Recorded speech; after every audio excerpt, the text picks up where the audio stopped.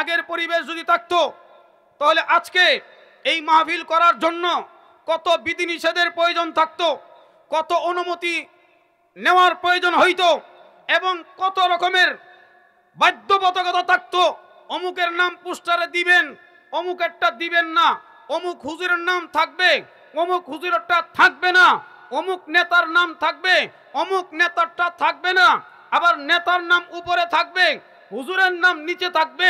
নেতা যেমনে বলে হুজুর তেমনে ওয়াজ করবে এবং যতটুক সময় ওয়াজ করার কথা ততটুক করবে। এবং সরকার যত জুলুম নির্যাতন করতেছে কোরআন হাদিসের বিরুদ্ধে, ইসলামের বিরুদ্ধে, মুসলমানের বিরুদ্ধে, দেশের বিরুদ্ধে একটা কথাও বলতে পারবে না। বললে উপস্থিত মাহফিল বন্ধ করে দেওয়া হবে, প্রয়োজনে হুজুরকে অ্যারেস্ট করা হবে। এই সব নিয়ম কানুন আগে ছিল, এখন একটাও নাই। আল্লাহ আরশের মালিক এই সমস্ত বেআইনি অনইসলামিক কুফরি আইন থেকে আল্লাহ আমাদেরকে নিরাপত্তা প্রদান করেছেন। আজকের দিনটা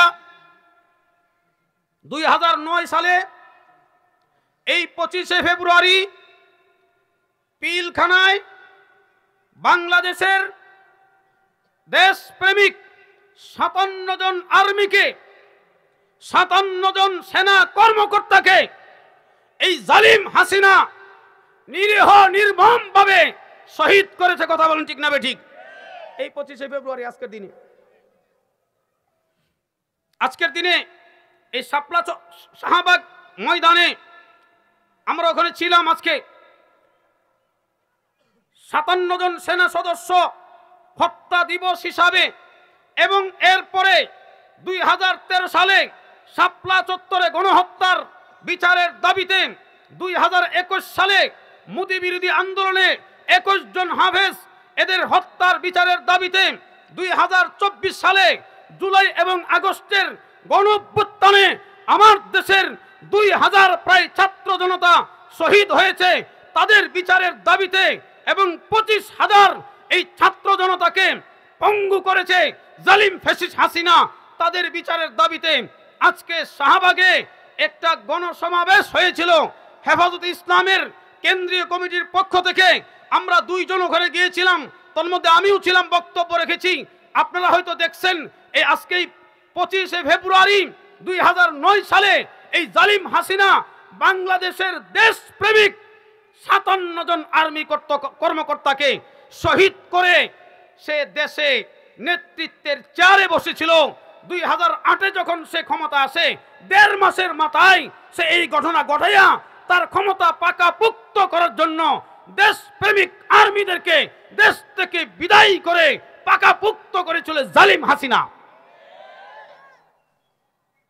আল্লাহর শুকরিয়া তো আদায় করতে হবে। একটা কথা বলেন ঠিক না ঠিক? আল্লাহ আমাদেরকে কোত্থেকে আনলেন, এখন কোথায় রাখলেন, শেষে আমরা কোথায় যাব?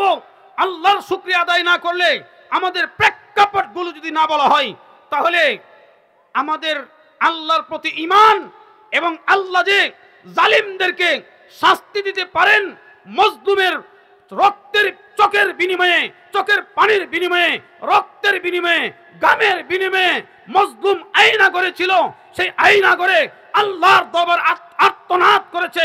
সেই আর্তচিৎকারের কারণে আল্লাহ জালিম থেকে দেশ মুক্ত করেছেন। না হলে ওয়াজ মাহফিল হইতো না, হুজুররা আসতে পারতেন না, মাদ্রাসা চলতো না। খোদা না কাস্তা 5 আগস্টে যদি জালিম হাসিনা এক কাপড়ে আধা ল্যাংটা স্বামীর দেশে ভারতে না পালাইতো, তাহলে আপনি আমি এই স্বাধীন নিরাপদ থাকার কোনো পরিবেশ ছিল না। যে আয়নাগরগুলো এখন উন্মোচিত হয়েছে, হাজারো আয়নাগর এই 7 মাসে আরো তৈরি হইতো। আমি কামাল উদ্দিনের মতো উলামায়ে কেরাম সকলকে এখন আয়নাগরে পচে মরতে হইতো। আগে আল্লাহর শুকরিয়া আদায় করতে হবে, বুঝতে হবে কোন দেশে আমরা আছি, আল্লাহ পাক কোন প্রেক্ষাপট থেকে কোন পর্যায়ে নিয়ে আসছেন। অতীত ভুলে গেলে, ইতিহাস ভুলে গেলে তখন তার ভবিষ্যৎ অন্ধকার। অতীত ভুলে গেলে, ইতিহাস না বললে, ইতিহাস চর্চা না হইলে ভবিষ্যৎ তার অন্ধকার, ভবিষ্যৎ কিছু হবে না। কথা বল ঠিক না বেঠিক? এজন্য ভবিষ্যৎ আলোক মণ্ডিত করতে হলে, সাফল্য মণ্ডিত করতে হলে আমাকে আপনাকে ইতিহাস স্মরণ রাখতে হবে অতীতের। ওলামায়ে কেরামকে কাউকে 2021 সালে ইফতারি করা অবস্থায় অ্যারেস্ট করা হয়েছে, কাউকে সাহারি করা অবস্থায় অ্যারেস্ট করা হয়েছে, কাউকে তারাবি পড়া অবস্থায় অ্যারেস্ট করা হয়েছে, কাউকে ইতিকাফরত অবস্থায় মসজিদ থেকে অ্যারেস্ট করা হয়েছে। যে যাকে যেখানে পাওয়া গেছে মসজিদ থেকে, মাদ্রাসা থেকে উলামায়ে কেরামকে অ্যারেস্ট করা হয়েছে। উলামায়ে কেরামের দোষ কি? একটা দোষ, সেটা হলো কোরআন এবং হাদিসের দলিল দিয়া, কোরআন হাদিসের আলোকে জালিমের বিরুদ্ধে তারা কথা কেন বলে, এটাই দোষ ছিল, নাকি অন্য কিছু ছিল? উলামায়ে কেরামের ডান্ডা বিড়ি, গলায় রশি, কোমরে রশি, গরুর রশি যারা লাগিয়েছিল, এখন ওই সমস্ত হত্যাকারী জালিমরা যখন কারাগার থেকে আদালতে আসে, এদের হ্যান্ডকাপ নাই, হাতে গলায় ডান্ডা বিড়ি রশি নাই, কথা বলেন ঠিক না ঠিক? এদেরকে দেখি হাসে, মনে হয় শ্বশুর বাড়ির থেকে আসছে, যাইতেছে শালার বাড়িতে। এদেরকে ওই রকম শাস্তি কেন দেওয়া হয় না? ওদের বিচার কেন হচ্ছে না? ওদেরকে প্রমোশন কেন দেওয়া হয় কারাগারে? এদের তো প্রমোশন পাওয়ার কথা না, বলে যে এরা মন্ত্রী ছিল, এমপি ছিল, এই জন্য কারাগারে প্রমোশন দিয়েছি। এটা ভুল কথা। এরা জনগণের ম্যান্ডেট নিয়ে, জনগণের ভোট নিয়ে, জনগণের সমর্থন নিয়ে এরা এমপি হয় নাই, মন্ত্রী হয় নাই। এরা চুরি করে, রাতে দিনের ভোট রাতে নিয়ে এরা চুরি করে, ডাকাতি করে মন্ত্রী এমপি হয়েছে। ভারতের সহযোগিতা নিয়ে, ভারতের শক্তি নিয়ে অবৈধ মন্ত্রী, অবৈধ এমপি। কিসের এদের প্রমোশন? এদের একটাকে ডিমোশন দিয়া ছাত্র হত্যার অপরাধে মৃত্যুদণ্ড দ্রুত কার্যকর করতে হবে।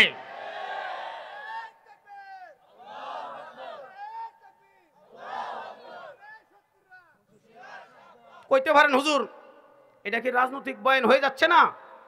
মিয়া, আমাদেরকে যখন অ্যারেস্ট করা হচ্ছিল উলামায়ে কেরামকে, তখন এটা কেন বললেন না আপনারা যে উলামায়ে কেরাম তো নিরীহ, নির্দোষ, ওনারা কোরআন হাদিসের কথা বলেন, ওনাদেরকে কেন অ্যারেস্ট করছেন? ওনারা তো রাজনীতি করেন না, উলামায়ে কেরামদেরকে কেন অ্যারেস্ট করছেন? তখন সুশীল সমাজরা কোথায় ছিল? কথা বলেন ঠিক না ঠিক? এই বাংলাদেশের কিছু সুশীল আছে, এরা সুশীল না, যারা এখন বলবে যে উলামায়ে কেরাম এবং মুসলমান ফ্যাসিস্টের বিরুদ্ধে এত বেশি কেন কথা বলে। তাদেরকে স্মরণ করে দিতে চাই, 16 বছর যখন জালিম আমাদের বিরুদ্ধে জুলুম করেছে, একদিন সেই কথা বলল না। যারা বলবে ফ্যাসিস্টের বিরুদ্ধে এত কথা বলার দরকার কি, তারে মনে করবেন দুসার ফ্যাসিস্টের।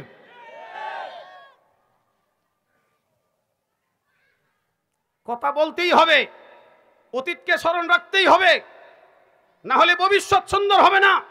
অতীত ভোলা যাবে না। যেই জাতি তার অতীত ভুলে যায়, সেই জাতি ভবিষ্যৎ অন্ধকার দেখে ভবিষ্যৎ তৈরি হয় না কিছুই। এটা আল্লাহ শুকরিয়া, আল্লাহ পাক আমাদেরকে বাঁচাইছেন এই জালিমের কবল থেকে। কথা বলেন ঠিক না ঠিক? এই জন্য এখন মাহফিল হচ্ছে কোরআনের। আল্লাহ যদি রহম করেন তাহলে আরেকটা নিয়ামত আমরা সামনে অপেক্ষমান। আল্লাহ যদি আমাদেরকে দিয়ে দেখান, সেই নিয়ামত কি? আফগানিস্তানে যখন মোল্লা ওমর 13 জন ছাত্র পড়াইতেছিলেন, পড়ানো অবস্থায় খবর আসছে একজন মহিলা রাস্তা দিয়ে যাচ্ছে, তখন মহিলার সর্বস্ব ছিনতাইকারী ডাকাতরা ডাকাতি করে নিয়ে গেছে এবং ওই মহিলাকে ধর্ষণ করে মেরে ফেলেছে। তখন মোল্লা ওমর 13 জন ছাত্র নিয়ে মাঠে নামলেন আর ঘোষণা দিলেন, এইভাবে তো একটা মুসলিম দেশ চলতে পারে না। কথা বলেন ঠিক না ঠিক? একজন মা তার ইজ্জত সম্ভ্রম নিয়ে রাস্তায় চলতে পারবে না, তাকে ধর্ষণ করা হবে, তাকে গুম করা হবে, খুন করা হবে, তার সর্বস্ব লুটে নেওয়া হবে। এই দেশে আমরা আলেমরা আবার থাকবো, কোরআন হাদিসের কথাও হবে, উলামায়ে কেরামও থাকবে, আবার গুম খুন হবে, মা তার পর্দা এবং ইজ্জত নিয়ে রাস্তায় বের হইতে পারবে না, হবে না। আমি মোল্লা ওমর এবং পাকিস্তান আফগানিস্তান উলামায়ে কেরাম যতদিন জিন্দা থাকবে তা হইতে দিব না। 13 জন ছাত্র নিয়ে মোল্লা ওমর তার প্রতিবাদে নেমে গেলেন। প্রতিবাদ শুরু হলো, যুদ্ধ শুরু হলো মোল্লা ওমরের নেতৃত্বে। আফগানিস্তানের মতো দেশে সেই 13 জন ছাত্রের বিপ্লবের বিনিময়ে আল্লাহ পাক কোরআনের শাসন কায়েম করে দিলেন। বাংলাদেশিকে এখন 13 জন নাকি শুধু? বাংলাদেশে বর্তমানে 3.5 লক্ষ মসজিদ, 40,000 মাদ্রাসা, 13 জন আলেম না, বাংলাদেশে ৩৫ লাখের অধিক উলামায়ে কেরাম, বলেন আলহামদুলিল্লাহ। এক একটা ইসলামী দল বিরাট শক্তিশালী, পুরা দেশব্যাপী ক্ষমতা, শুধু দেশে না দেশের বাইরেও তার পরিচিতি। হেফাজতে ইসলামকে ভালোবাসে না, হেফাজতে ইসলামকে চিনে না, এমন কোন মানুষ বাংলাদেশে আছে? কথা বলেন। হেফাজতে ইসলাম যদি ডাক দেয়, জুলাইয়ের যে বিপ্লব হয়েছিল, যদি আরেকটা বিপ্লবের প্রয়োজন হয়, হেফাজতে ইসলাম ডাক দেয়। 13 সালে যেভাবে 70 লক্ষ তাওহীদি জনতা শাপলা চত্বরে জমা হয়েছিল, আবার যদি হেফাজতে ইসলাম ডাক দেয়, মোল্লা ওমরের মতো বাংলাদেশে কোরআনের শাসন কায়েম করতে হবে, কারা কারা হেফাজতের ডাকে কোরআনের শাসন কায়েম করার জন্য জীবন দিতে প্রস্তুত আছেন? নারে তাকবীর, আল্লাহু আকবার, নারে তাকবীর, আল্লাহু আকবার। বিশ্বের মুসলিম এক হও, এক হও, বিশ্বের মুসলিম এক হও, এক হও। শাপলার হাতিয়ার গর্জত আরেকবার, শাপলার হাতিয়ার গর্জত আরেকবার। গণতন্ত্রের দিন শেষ, খেলাফতের বাংলাদেশ, গণতন্ত্রের দিন শেষ, গণতন্ত্রের দিন শেষ, খেলাফতের বাংলাদেশ। নারে তাকবীর, আল্লাহু আকবার। আল্লাহ পাক বলেন, যদি কোরআনের শাসন, ইসলামের শাসন, ইনসাফের শাসন জমিনে প্রতিষ্ঠিত করতে পারো তোমরা, লাকালু মিন ফাওকিহিম ওয়া মিন তাহতি আরজুলিহিম, আল্লাহ বলেন জমিনবাসী, তখন আমি আকাশের সমস্ত নিয়ামতের দরজা তোমাদের জন্য খুলে দিব, জমিনের সমস্ত ফল ফ্রুট, খাদ্যের দরজা, খাদ্য ভান্ডার তোমাদের জন্য খুলে দিব। আফগানিস্তান তার জ্বলন্ত প্রমাণ। আফগানিস্তান আজ থেকে 3 বছর আগে আমেরিকার থেকে স্বাধীন হয়ে খেলাফত ইসলামিয়া, ইমারত ইসলামিয়া প্রতিষ্ঠা করেছেন। সেখানে বর্তমান খলিফাতুল মুসলিমিন যিনি, আমিরুল মুমিনিন যিনি, তার নাম মোল্লা হিবাতুল্লাহ আকন্দজাদা। এই মোল্লা হিবাতুল্লাহ উনি প্রত্যেক দিন 2 ঘন্টা বুখারী শরীফ পড়ান, যিনি আফগানিস্তানের বর্তমান প্রেসিডেন্ট, বলেন আলহামদুলিল্লাহ। একজন প্রেসিডেন্ট, একজন প্রধানমন্ত্রী, একজন দেশের প্রধান, উনি দৈনিক 2 ঘন্টা বুখারী শরীফ পড়ান। আপনাদের আমাদের কি মনে চায় না আমাদের দেশের প্রাইম মিনিস্টার এমন হোক? কার কার মনে চায়? একটু হাত উঠিয়ে দেখায়। এই জন্য উলামায়ে কেরামের সাথে থাকতে হবে। উলামায়ে কেরামকে ভালোবাসলে ইস্তু হবে না, উলামায়ে কেরামের সাথে মৃত্যু পর্যন্ত থাকতে হবে। উলামায়ে কেরামের সর্বশেষ টার্গেট, সর্বোচ্চ টার্গেট আল্লাহর জমিনে আল্লাহর কোরআনের আইন কায়েম করা। কথা বলেন ঠিক না বেঠিক? 3 বছর হয়েছে মাত্র। এই 3 বছরের মাথায় আফগানিস্তানের অবস্থা কি? একজন মহিলা তার নিজের ব্যাংক থেকে নিজের টাকা উঠাইয়া পলিথিনে বইরা, সাদা পলিথিনে বইরা বাসায় নিয়ে যায়। দূর থেকে দেখা যায় পলিথিনের ভিতরে 5 লাখ 10 লাখ টাকার বান্ডেল। সবাই দেখে, কারো মনে চায় না চুরি করার, কারো সাহস হয় না ডাকাতি করার, কারো মনেও হয় না চিন্তাই করার। মহিলা টাকা পলিথিনে ভইরা স্বাধীনভাবে বাজার মার্কেট করে ব্যাংক থেকে রাস্তা দিয়ে একা একা বাড়িতে যায়। আফগানিস্তানের বর্তমান অবস্থা। আর আমাদের দেশে কি অবস্থা চলতেছে? হাসিনা ফ্যাসিস্ট বিদায় নেওয়ার পরে তার দূষর যারা দেশকে অস্থিতিশীল করার জন্য, দেশের মধ্যে বিশৃঙ্খল অবস্থা তৈরি করার জন্য, গৃহযুদ্ধ লাগাই দেওয়ার জন্য প্রতিদিন কোথাও না কোথাও দেখা যাচ্ছে চিন্তাই হচ্ছে, ডাকাতি হচ্ছে, সন্ত্রাসী হচ্ছে, কোথাও না কোথাও এক একটা বিষয় নিয়ে অনর্থক আন্দোলনের সৃষ্টি করছে। কথা বলেন ঠিক না বেঠিক? এখনো ঠিক হয় নাই, বহুত সময় লাগবে ঠিক করতে। আফগানিস্তানের অবস্থা কি? বর্তমান মোল্লা হিবাতুল্লাহ যিনি আমিরুল মুমিনিন, তার অবস্থা হলো যেই এলাকায় ফসল হয় না, বর্তমান প্রেসিডেন্টকে নিয়ে ওই এলাকার মানুষ তাকে দিয়ে দোয়া করায়। দোয়া করানোর সাথে সাথে যেখানে আগে ফসল হইতো না ওখানে ফসল শুরু হয়, যেখানে একবার হইতো ওখানে মোল্লা হিবাতুল্লাহ আফগানিস্তানের বর্তমান যিনি প্রেসিডেন্ট, তার দোয়ার বরকতে যেখানে ফসল হইতো না সেখানে একবার হয়, যেখানে একবার হইতো সেখানে 2 বার হয়। বলেন সুবহানাল্লাহ। লা কালু মিন ফাওকিহিম ওয়া মিন তাহতি আরজুলিহিম। আল্লাহ বলেন, যদি কোরআনের আইন জমিনে কায়েম করতে পারো, আসমান জমিনের সমস্ত রিজিকের রাস্তা আমি আল্লাহ তোমাদের জন্য খুলে দিব। পৃথিবীর মধ্যে এমন কোন দেশ আমার জানা নাই যেই দেশের একটা আনার 2 কেজি ওজন হয়, কিন্তু আল্লাহ পাক এই 3 বছরের ইসলামী হুকুমতের মাথায় আফগানিস্তানের অবস্থা আল্লাহ এমন করে দিয়েছেন, আফগানিস্তানের এক একটা ডালিম, এক একটা আনার পাল্লায় মাপ দিলে 2 কেজি ওজন হয়। বলেন সুবহানাল্লাহ। কে করছেন? মাত্র 3 বছরের ক্ষমতা। আর আমাদের দেশে জালিম হাসিনা 16 বছর ক্ষমতায় ছিল, ব্যাংকের টাকা শেষ, কথা বলেন ঠিক না বেঠিক? রিজার্ভ শেষ, কথা বলেন ঠিক না বেঠিক? দেশের মানুষ গুম শেষ, গুম করা, খুন করা, গণহত্যা করা। 2013 সালে শাপলা চত্বরে গণহত্যা করেছে, 2009 সালে 57 জন আর্মি কর্মকর্তাকে হত্যা করে গণহত্যা করেছে। মাওলানা দেলোয়ার হোসেন সাঈদী তার রায়ের বিরুদ্ধে মানুষ আন্দোলন করার কারণে প্রায় 250 মানুষকে গণহত্যা করেছে এই হাসিনা। 2021 সালে হেফাজতে ইসলাম মোদি বিরোধী আন্দোলন করার কারণে হেফাজতের 21 জন হাফেজকে শহীদ করেছে। শুধু গণহত্যা আর গণহত্যাই শয়তানে করেছে। তো আল্লাহর রহমতটা আসবে কোত্থেকে? কত মানুষ তার সন্তান হারিয়েছে, কত মা তার সন্তান হারিয়েছে, কত বিবি তার স্বামী হারিয়ে বিধবা হয়েছে, কত সন্তান তার বাবা হারিয়ে এতিম হয়ে রাস্তায় রাস্তা ঘুরতেছে।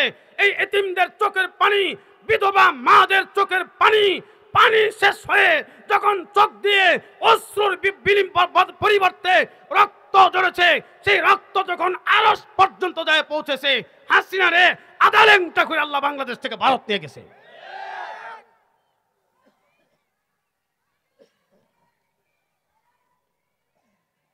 এই জন্য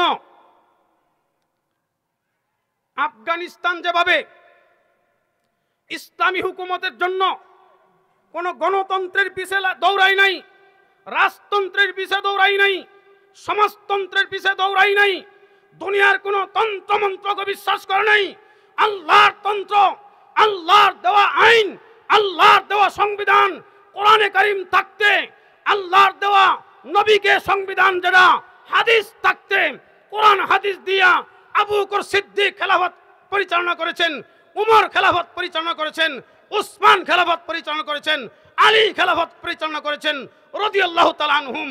সুস্পষ্ট সংবিধান মুসলমানের কাছে থাকতে আমরাও আফগানিস্তানের মতো 2013 সালে শাপলা চত্বরে শাইখুল ইসলাম যেভাবে বিপ্লবের ডাক দিয়েছিলেন, আরেকটা বিপ্লবের ডাক দিয়ে বাংলাদেশ নামক এই রাষ্ট্রে কোরআনের শাসন কায়েম করতে চায়। নারে তাকবীর, আল্লাহু আকবার, নারে তাকবীর, আল্লাহু আকবার। কোরআন হাদিসের আইন বাদ দিয়া গণতন্ত্র দিয়ে শান্তি প্রতিষ্ঠা হবে। কেউ যদি কিয়ামত পর্যন্ত চেষ্টা করে, কোন দেশ রাষ্ট্র কিয়ামত পর্যন্ত চেষ্টা করলেও কোরআন হাদিস মাইনাস করে গণতন্ত্র রাজতন্ত্রের আইনে কিয়ামত পর্যন্ত আল্লাহর কসম শান্তি প্রতিষ্ঠা হবে না, হতে পারে না। যদি হয় তাহলে আল্লাহর কোরআন মিথ্যা হয়ে যাবে, ইসলামী শাসন ব্যবস্থা তখন সন্দেহযুক্ত হয়ে যাবে। আল্লাহর কোরআন মিথ্যা নয়, সন্দেহযুক্ত নয়, বিলকুল 100% সন্দেহ মুক্ত, শাশ্বত চিরন্তন কোরআন আর ইসলাম। কথা বলেন ঠিক না বেঠিক? এই জন্য আমরা মুসলমান ইসলাম ছাড়া আর কিছু বিশ্বাস করি না। এইগুলো এখন লালন করতে হবে আস্তে আস্তে। হ্যাঁ, হয়তো 2-4 বছরের মধ্যেই হুট করে ইসলামী হুকুমত কায়েম হবে না, তবে আল্লাহ পাক যেহেতু ওলামায়ে কেরামকে স্বাধীন করেছেন, ওলামায়ে কেরামের নেতৃত্বাধীন বহু ইসলামী সংগঠন, ইসলামী রাজনৈতিক দল সংগঠিত হয়েছে। আলহামদুলিল্লাহ, এটা আমাদের জন্য ভবিষ্যতে বিরাট এক সাফল্য নিয়ে আসতে পারে।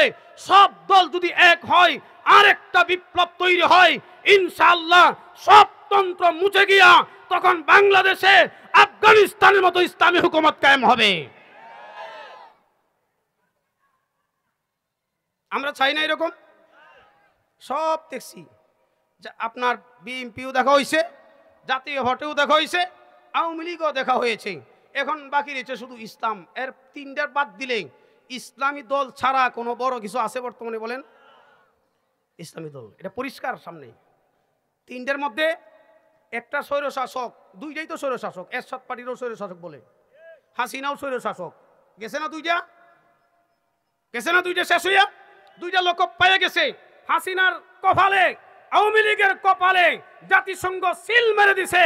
জাতিসংঘ বলে দিয়েছে আওয়ামী লীগের নেতৃত্বে হাসিনা এবং আসাদুজ্জামান কামাল এবং তারেক, ওই জেনারেল তারেক, এই তিনজনের নেতৃত্বের নাম সহ বলে দিছে বাংলাদেশে ভয়াবহ মানবতা বিরোধী অপরাধ হয়েছে। এটা জাতিসংঘ যখন সিল লাগাই দিয়েছে হাসিনার কপালে, এই সিল আর কিয়ামত পর্যন্ত মুছন হইতো না। কারণ এরা তো কোরআন হাদিস বিশ্বাস করে না। মুসলমান না তো, মুসলমানে তো কোরআন বিশ্বাস করে, হাদিস বিশ্বাস করে, ইসলাম বিশ্বাস করে। এই তিনটার কথা বললাম যে এই তিনটা বাংলাদেশের শ্রেষ্ঠ গর্দভ, শ্রেষ্ঠ গাদা, শ্রেষ্ঠ মুনাফিক, শ্রেষ্ঠ নাস্তিক। এরা আল্লাহ রসুল বিশ্বাস করে না, এরা বিশ্বাস করে ভারত, এরা বিশ্বাস করে হিন্দু ধর্ম, এরা বিশ্বাস করে ইসকন, এরা বিশ্বাস করে মোদি, এরা বিশ্বাস করে নাস্তিকতাকে। এদের জন্য জাতিসংঘ বড় দলিল সিল লাগাই দিছে। এখন বাংলাদেশে থাকো আর পৃথিবীর যেখানেই থাকো, তুমি স্বৈর শাসক। তো দুইটা তো ব্র্যান্ড হয়ে গেছে, আর একটা রয়েছে, এটা পরীক্ষামূলক কি হয় না হয় বলা যায় না, একটা মাত্র আছে। এরপরেই বাংলাদেশের মানুষ এবং মুসলমানের স্বপ্নের রাষ্ট্র সেটা আসছে, ইসলামী হুকুমত। বলেন আলহামদুলিল্লাহ, অচিরেই আসছে ইনশাআল্লাহ। ইসলামী দলের সমস্ত নেতৃবৃন্দ বারবার বৈঠক চালিয়ে যাচ্ছেন। ইনশাআল্লাহ সমস্ত ইসলামী দল যদি এক হয়ে যায়, বেশি দিন লাগবে না বাংলাদেশে ইসলামী হুকুমত কায়েম হইতে। তখন মসজিদে যেভাবে কোরআনের কথা চলে, নামাজ, রোজা, হজ, যাকাত যেভাবে আমরা পালন করি, প্রত্যেকটা বাজারে তখন একই নিয়ম, কোরআন হাদিসের নিয়ম চলবে। ঘরে চলবে কোরআন হাদিসের নিয়ম, রাস্তাঘাটে চলবে কোরআন হাদিসের নিয়ম, সমাজে চলবে কোরআন হাদিসের নিয়ম, রাষ্ট্রে চলবে কোরআন হাদিসের নিয়ম। ইনশাআল্লাহ সেই স্বপ্ন আমরা ইনশাআল্লাহ দেখব। যেহেতু আমাদের সামনে আফগানিস্তান একটা বড় দলিল আর দৃষ্টান্ত হয়ে আছে, আমাদের জন্য বড় কঠিন কিছু না। কথা বলেন ঠিক না ঠিক? আমাদের দেশের ছাত্র জনতা, স্কুল কলেজ ইউনিভার্সিটির ছাত্র সমাজ আলহামদুলিল্লাহ যেভাবে তারা দেশপ্রেমিক, সেইভাবে তারা ইসলাম প্রেমিক, সেইভাবে তারা আলেম প্রেমিক। তাদের মাধ্যমেই ইনশাআল্লাহ ভবিষ্যতের রাষ্ট্রে রাষ্ট্র ক্ষমতায় আসবে উলামায়ে কেরাম। এই জন্য আমাদের অতীত স্মরণ রাখতে হবে যেন ভবিষ্যৎ আমাদের সঠিক হয়, এবং ভবিষ্যতের প্ল্যান টার্গেট সামনে নিয়ে চলতে হবে। হীনমন্য হইলে হবে না, সাহস হারানো যাবে না, ঈমান শক্ত করতে হবে, ঈমান মজবুত করতে হবে। শক্ত ঈমান নিয়ে আল্লাহ পর্যন্ত পৌঁছতে হবে। ঈমানের সাথে লড়াই হবে বাতিলের বিরুদ্ধে, ঈমানের সাথে লড়াই হবে কাদিয়ানীদের বিরুদ্ধে, ঈমানের সাথে লড়াই হবে নাস্তিকদের বিরুদ্ধে, ঈমানের সাথে বাংলাদেশের স্বাধীনতা রক্ষার জন্য লড়াই হবে ভারতের বিরুদ্ধে, লড়াই হবে রর বিরুদ্ধে, লড়াই হবে ইসকনের বিরুদ্ধে। তারপরেও ঈমান থেকে বিচ্যুত হওয়া যাবে না। নারে তাকবীর, নারে তাকবীর। ভারতের দালালেরা, ভারতের দালালেরা স্বৈরাচারের ঠিকানা এই বাংলায় হবে না, স্বৈরাচারের ঠিকানা। নারে তাকবীর। এই যে ভারতের বিরুদ্ধে যুদ্ধ, এই কথাটা আমরা উলামায়ে কেরাম থেকে শুনি। এটা শুধু উলামায়ে কেরামের কথা না, ভারতের বিরুদ্ধে যুদ্ধ হবে নবীজি মুহাম্মদ সাল্লাল্লাহু আলাইহি ওয়াসাল্লাম বলেছেন। বলে সুবহানাল্লাহ। ভারতের বিরুদ্ধে যুদ্ধ করো, নবীজি মুহাম্মদ সাল্লাল্লাহু আলাইহি ওয়াসাল্লাম বলেছেন। বলে সুবহানাল্লাহ। সুনানে নাসাই 2য় খণ্ড 52 নম্বর পৃষ্ঠা আল্লাহর নবী মুহাম্মদ সাল্লাল্লাহু আলাইহি ওয়াসাল্লামের হাদিস। হযরত আবু হুরায়রা রাদিয়াল্লাহু তাআলা আনহু বলেছেন, রওয়ায়াত করেছেন, ওয়াদানা রাসূলুল্লাহ সাল্লাল্লাহু আলাইহি ওয়াসাল্লাম গাজওয়াতাল হিন্দি ফাইন আদরাকতুহা উনফিকু ফিহা নাফসি ওয়া মালি ওয়া ইন কুতিলতু কুনতু আফযালাস শুহাদা ওয়া ইন রাজাতু ফানা আবু হুরায়রা আল মুহাররার। হযরত আবু হুরায়রা বলেন, আমাকে এবং আমার সাহাবী ভাইদেরকে, 100 লক্ষ সাহাবীকে আল্লাহর নবী মুহাম্মদ সাল্লাল্লাহু আলাইহি ওয়াসাল্লাম ওয়াদা দিয়ে বলেছেন, প্রতিশ্রুতি দিয়েছেন এবং ওয়াদা দিয়েছেন, হে আমার সাহাবীরা, হে আমার উম্মতের লোকেরা, তোমরা শুনে রাখো, আমার পক্ষ থেকে ঘোষণা, আমার পক্ষ থেকে নির্দেশনা, আমার পক্ষ থেকে হুকুম, তোমাদের জীবদ্দশায় আমার উম্মতের লোকেরা ভারতের হিন্দুদের বিরুদ্ধে এক সময় যুদ্ধ করবে, যার নাম গজওয়ায়ে হিন্দ। বলেন সুবহানাল্লাহ। তা আপনার মুসলমানের বাচ্চা হইয়া যখন আপনি শুনেন ভারতের বিরুদ্ধে যুদ্ধ, তখন আওয়ামী লীগের প্রেম আর ভারতের প্রেম নিয়া আলেমদের বিরুদ্ধে অবস্থান করেন না, মূলত নবীর বিরুদ্ধে আপনার অবস্থান। কথা বলেন ঠিক না ঠিক? ভারতের বিরুদ্ধে যুদ্ধ নবীর ঘোষণা, এটা আমার আপনার ঘোষণা নয়, আলেমদের ঘোষণা নয়। এই যে যারা আলেমদের ঘোষণা মনে করবে এবং এই কথাকে শুনলে যারা মনে করবে আওয়ামী লীগের বিরুদ্ধে কইছে, ভারতের বিরুদ্ধে কইছে, এগুলো একটা মুনাফিক, মুসলমান না মুনাফিক এগুলো। কথা বলেন ঠিক না ঠিক? এই জন্য ইমান ঠিক করতে হবে।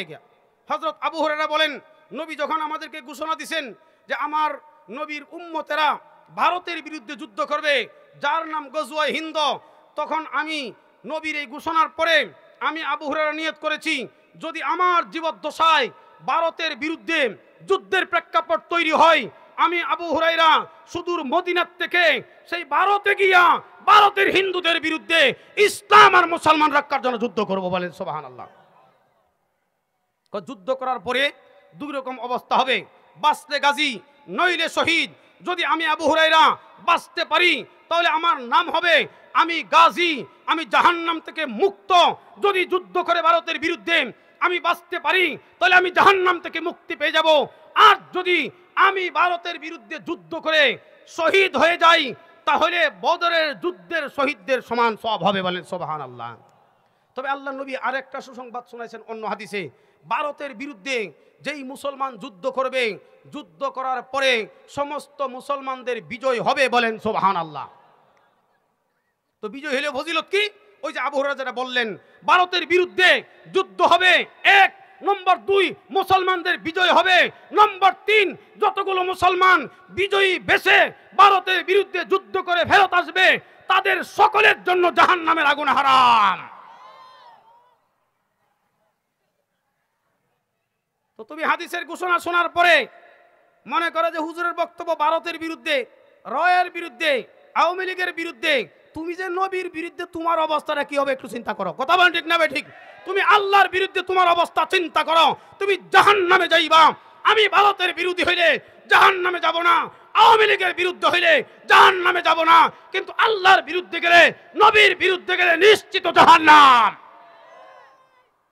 তুমি আওয়ামী লীগ করে জাহান্নাম কামাও, আর আমরা নাস্তিক মুরতাদ আওয়ামী এবং ভারতের বিরোধিতা করে আমরা জান্নাত কামাই। কথা বলেন ঠিক না ঠিক? দুনিয়ার কয়দিনের জিন্দগি দেখো না, 16 বছর পরে আদালেংটা হয়ে বাগদে হইছে। আদালেংটা একটা কাপড় পরনে ছিল, ওইটাই, আর কাপড় পরতে পারে নাই, নিতেও পারে নাই। শাস্তি আর কি লাগে? শুরু হয়েছে শাস্তি। যেদিন হাসিনা দেশ থেকে পলায়ন করছে ওই দিন থেকে হাসিনার শাস্তি শুরু হয়ে গেছে। কিভাবে? যে হাসিনা বলতো আমার বাবা জাতির হিতা, আমার বাবা দেশ স্বাধীন করেছে, এই হাসিনা দেশে 1 ইঞ্চি মাটি তাকে আশ্রয় দেয় নাই, তাকে দেশ থেকে বিতাড়িত করেছে। এই দিন থেকেই শাস্তি শুরু হয়ে গেছে। আলেম বিদ্বেষী ছাত্র জনতার উপরে অনর্থক বেপরোয়া ভাবে পাখির মতো গুলি বর্ষণকারী হাসিনার শাস্তি ওই দিন থেকে শুরু হয়েছে যেই দিন বাংলাদেশ থেকে বিতাড়িত হইতে হয়েছে। গরিব মানুষও দেশে থাকে, ফুটপাতের ফকির মিসকিনও দেশে থাকে, মদখুর গাঁজাখুর চোর ডাকাতও দেশে থাকে, অসুস্থ সুস্থ সবাই দেশে থাকে, ধনী গরিব সবাই দেশে থাকতে পারে, আওয়ামী লীগ বিএনপি সবাই দেশে থাকতে পারে, কিন্তু তোমার মতো জালিম দেশের 1 ইঞ্চি মাটি তোমাকে আশ্রয় দেয় না। এইটাই বড় শাস্তি। ওয়াদাকাত আলাইহিমুল আরদু বিমা রহুবাত। আল্লাহর এই জমিন বাংলাদেশ প্রশস্ত হওয়ার পরেও তোমার মতো জালিমকে সেকেন্ডের জন্য জায়গা দেয় না, এটাই বড় শাস্তি। তবে বাকি যারা রয়েছে ওইটা আমরা সর্বসময় দাবি করতেছি। আজকেও শাহবাগে, যেই শাহবাগে 2013 সালে ইমরান এইচ সরকারকে দিয়া, নাস্তিকদেরকে দিয়া, লম্পটদেরকে দিয়া, নায়ক নায়িকা গায়ক গায়িকাকে দিয়া 2013 সালে শাপলা চত্বরের উলামায়ে কেরামের উপরে গুলি চালানোর জন্য উৎসাহিত হয়েছিল এবং জামাত ইসলামী সহ বাংলাদেশের আলিম উলামাদেরকে নিরীহ নির্মমভাবে হত্যা করে শহীদ করার মতো যেইখান থেকে স্লোগান হইতো সেই শাহবাগ, শাহবাগ থেকে আমরা আজকে বিচার দাবি করেছি। সমস্ত গণহত্যার বিচার হাসিনার হইতে হবে, তবে ওপেন একটা বড় মাঠে 18 কোটি জনতার সামনে। কে হাসিনা যে শাপলা চত্বরে গণহত্যা করছে গোপনে না, একদম সারা দুনিয়া দেখে নেই। 21 জন হাফেজকে শহীদ করছে 21 সালে, সারা দুনিয়া জানছে। দেলোয়ার হোসেন সাঈদীর রায়, ফাঁসির রায়ের বিরুদ্ধে যখন মানুষ আন্দোলন করছিল, 250 মানুষকে পাখির মতো গুলি করে শহীদ করেছে। দুনিয়াবাসী জানে জুলাই আর আগস্টের বিপ্লবে আপনার প্রায় 2000 ছাত্র জনতাকে শহীদ করেছে। সারা দুনিয়া জানে, জাতিসংঘ পর্যন্ত রিপোর্ট দিয়েছে তথ্য সহ, এবং আবু সাঈদের নাম উল্লেখ করে সারা দুনিয়াবাসী জানে প্রকাশ্যে গণহত্যা করেছ। তোমার ফাঁসিটাও গোপনে না, 18 কোটি মানুষকে দেখাইয়া সারা বাংলাদেশের সমস্ত TV channel, Facebook, electronics media, এইভাবে আপনার যত রকমের মিডিয়া আছে সব মিডিয়া ওপেন করিয়া একদিনের জন্য সারা দেশের সমস্ত মানুষেরকে সাধারণ ছুটি দিয়া, ওই দিন আর কোনো কাজ নাই, গণহত্যাকারী হাসিনার প্রকাশ্যে ফাঁসি হবে, তার দূষরদের ফাঁসি হবে। দুনিয়া দেখো, 18 কোটি মানুষ দেখো, ওই দিন আর কোনো কাজ নাই, এমন ফাঁসি চাই আমরা। ফাঁসি ফাঁসি ফাঁসি চাই, হাসিনার ফাঁসি চাই, ফাঁসি ফাঁসি ফাঁসি চাই, শেখ হাসিনার ফাঁসি চাই। ভারতের দালালেরা হুঁশিয়ার সাবধান, ভারতের দালালেরা হুঁশিয়ার সাবধান। স্বৈরাচারের ঠিকানা এ বাংলায় হবে না, স্বৈরাচারের ঠিকানা, এ বাংলায় হবে না। ফাঁসি ফাঁসি ফাঁসি চাই, হাসিনার কইতে ফাঁসি পারেন। চাই। এখন কইতে পারেন হুজুর, এই যে এত বড় দাবি করলেন, এটা কেমনে আছে? এটাও কোরআনে আছে। কোরআনে কারিমের সূরা বাকারা 179 নম্বর আয়াত, আল্লাহ বলেন, ওয়ালাকুম ফিল কিসাসি হায়াতুন ইয়া উলিল আলবাবি লাআল্লাকুম তাত্তাকুন। হে বুদ্ধিমানগণ, তোমরা যদি ভবিষ্যতে সতর্ক থাকতে চাও, দেশকে গণহত্যার থেকে বাঁচাতে চাও, তাহলে হত্যার বিনিময়ে দ্রুত মৃত্যুদণ্ড দিয়া বিচার করো, তাহলে দেশের সমস্ত মানুষকে তোমরা বাঁচাইতে পারবা। সূরা বাকারা 179 নম্বর আয়াত, এটা কোরআনের কথা। এই যে কিসাস, মৃত্যুদণ্ড, এই মৃত্যুদণ্ডের সিস্টেম এবং পদ্ধতির ব্যাখ্যায় নবী মুহাম্মদ সাল্লাল্লাহু আলাইহি ওয়াসাল্লামের জীবনের আমল পাওয়া যায়। আল্লাহর নবী 23 বছর নবুয়াতি জিন্দেগিতে হযরত আবু বকর, হযরত উমর, হযরত উসমান, হযরত আলী রাদিয়াল্লাহু তাআলা আনহুম, উনাদের খেলাফত কালে মৃত্যুদণ্ড কোনোদিন গোপনে দেন নাই। নবীর জিন্দেগিতে এবং সাহাবায়ে কেরামের জিন্দেগিতে, ইসলামী শাসনের জিন্দেগিতে সব শাসনকালে দেখা যায় মৃত্যুদণ্ড হয়েছে প্রকাশ্যে। কথা বলেন ঠিক না বেঠিক? এজন্য আমাদের দাবি কোনো অনইসলামিক নয়, হয়তো অগণতান্ত্রিক হইতে পারে। কইতে পারে যে হুজুর বাংলাদেশের সংবিধানে বা গণতান্ত্রিক আইনে প্রকাশ্যে মৃত্যুদণ্ড কার্যকরের নিয়ম নাই। এইটা আছে কিনা আমি জানি না, কথার কথা কেউ বলতে পারে। আমি তো গণতন্ত্রের কথা বলছি না। আমরা গণতন্ত্র, রাজতন্ত্র, সমাজতন্ত্র এইগুলো দিয়া শান্তি প্রতিষ্ঠিত হবে আমরা বিশ্বাসও করি না। কথা বলছি ঠিক না বেঠিক? আমরা মুসলমান, আমরা নবীর উম্মত, আমরা নবীর 23 বছর জিন্দেগি বিশ্বাস করি, সাহাবায়ে কেরামের 4 খলিফার 30 বছর খেলাফতকালকে বিশ্বাস করি। এইভাবে স্পেনের 800 বছর ইসলামী হুকুমতকে বিশ্বাস করি। এই বাংলাদেশ, পাকিস্তান, ভারত সহ ভারতবর্ষের 1200 বছরের ইসলামী হুকুমতকে বিশ্বাস করি। আফগানিস্তানের ইসলামী হুকুমতকে বিশ্বাস করি। এর আলোকে আমাদের সামনে পরিষ্কার এই কথা রয়েছে, মৃত্যুদণ্ড গোপনে রাইতের 12টা 1 মিনিটে হয় না, এটা হয় প্রকাশ্যে। কথা বলেন ঠিক না বেঠিক? তো হাসিনা গণহত্যা করছে, একজনকে হত্যা করলে যদি মৃত্যুদণ্ড হয় প্রকাশ্যে, যেই লেডি ফেরাউন, বেডি ফেরাউন আর কি বাংলা অর্থ হলো বেডি ফেরাউন, মহিলা ফেরাউন, এটা আরো বাংলা। বেডি করলেও চীনে বাংলাদেশে। এই মহিলা ফেরাউন, একটা পুরুষ ফেরাউন ছিল না, এটা হলো মহিলা ফেরাউন। তারও ফাঁসির প্রকাশ্য হইতে হবে। আর একটা জিনিস কি, আমাদের দেশে যেহেতু উলামায়ে কেরামের দেশ, মুসলমানের দেশ, মসজিদের দেশ, মাদ্রাসার দেশ, টুপিওয়ালাদের দেশ, দাড়িওয়ালাদের দেশ, নামাজিদের দেশ, রোজাওয়ালাদের দেশ, হাজি সাহেবদের দেশ, উমরাকারীদের দেশ, আল্লাহওয়ালাদের দেশ, কোরআন তেলাওয়াতকারীদের দেশ, মুফতিদের দেশ, মুহাদ্দিসদের দেশ, ইমামদের দেশ, নবীর উম্মতের দেশ, মুসলমানদের দেশ এই বাংলাদেশ। সুতরাং বাংলাদেশে অন্তর্বর্তীকালীন যেই সরকার বর্তমানে আছে, মুসলমান, ইসলাম এবং উলামায়ে কেরাম যারা মুসলমানের নেতা, তাদেরকে অগ্রাধিকার দিয়া আর ভবিষ্যতে যারা দেশে ক্ষমতার মসনদ স্বপ্নে দেখতে চায়, তাদেরকেও উলামায়ে কেরামকে প্রাধান্য দিয়া ক্ষমতায় আসার স্বপ্নে দেখতে হবে, নতুবা তাদের ক্ষমতায় আসতে দেওয়া হবে না, আসলেও আরেকটা বিপ্লবের মধ্যে থাকতে দেওয়া হবে না। এজন্য সামনে আরেকটা ওয়াদা করতে হবে। এখন আমরা ভোট দিব তাদেরকে, যদি পারি ইসলামী দল যারা উলামায়ে কেরামের হক্কানি ইসলামী দলের দিব, আর যদি কেউ ভিন্ন কিছু করি তাহলে কমপক্ষে এতটুকু রক্ষা করব, যারা নির্বাচনী ইশতেহারে এই কথা লিখবে যে আমরা যদি ক্ষমতায় আসি তাহলে হাসিনার গণহত্যা, গুম, খুনের বিচার হবে, এই ওয়াদা নির্বাচনী ইশতেহারে 1 নম্বরে যারা লিখবে তাদেরকে হয়তো সাপোর্ট করতে পারেন।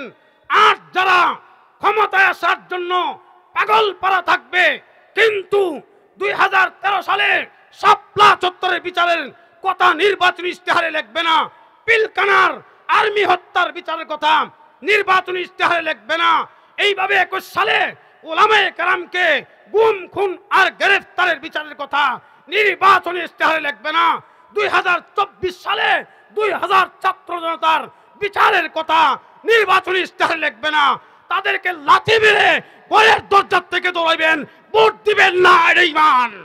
নারে তাকবীর, আল্লাহু আকবার, নারে তাকবীর, আল্লাহু আকবার। বিচার বিচার বিচার চাই, শাপলা চত্বরের বিচার চাই, বিচার বিচার বিচার চাই, শাপলা চত্বরের বিচার চাই, ফাঁসি ফাঁসি ফাঁসি চাই।